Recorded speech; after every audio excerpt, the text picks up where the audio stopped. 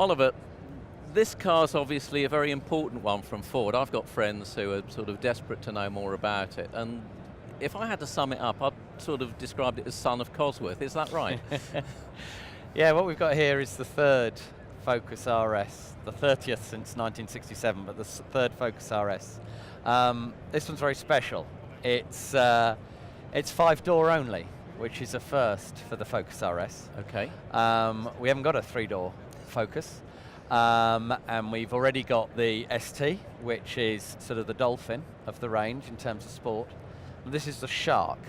Okay. This is over 320 PS from a 2.3 engine coming out next year.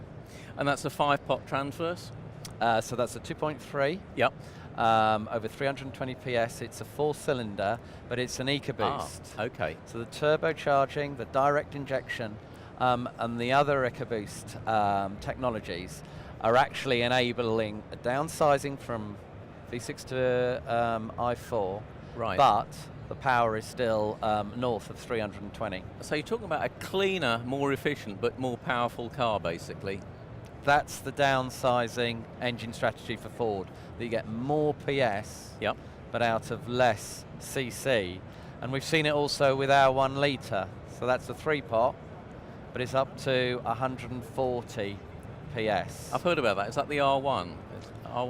We have it in the Fiesta S, yep, red black in the UK, and there are the next red blacks behind me or somewhere on the stand, which is the Focus red blacks. What strikes me about this car, Oliver, is that it's very, very understated. Apart from the spoiler and a little discreet RS, there's nothing really to give it away, is there?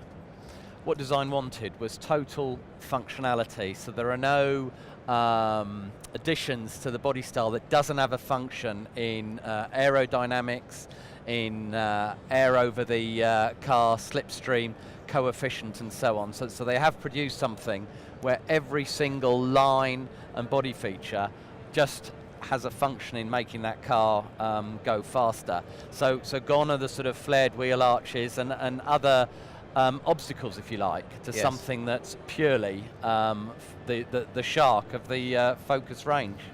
So you're moving towards X cars, the ultimate sort of sleeper. You blink and you'll miss it.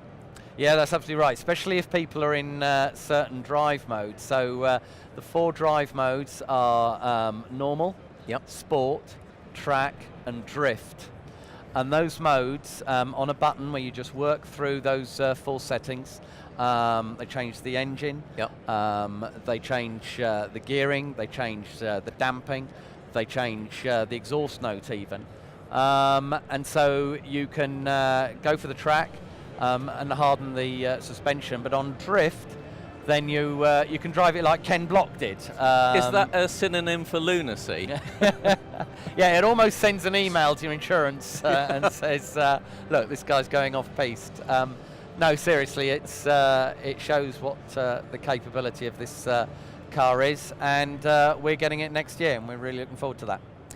I can also see an interest with the boys in blue taking up on these, because if you're looking at pursuit vehicles and so on, traditionally, they're looking at Japanese models. There hasn't been a lot coming out of the UK or from the Blue Oval, and this is, I imagine there's going to be a lot of interest in this as well.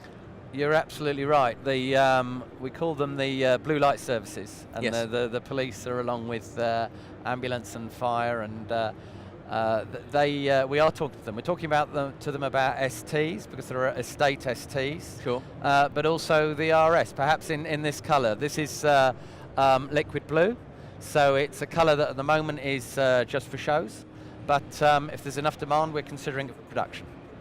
I can see this one being a huge success. Thank you. Thank you.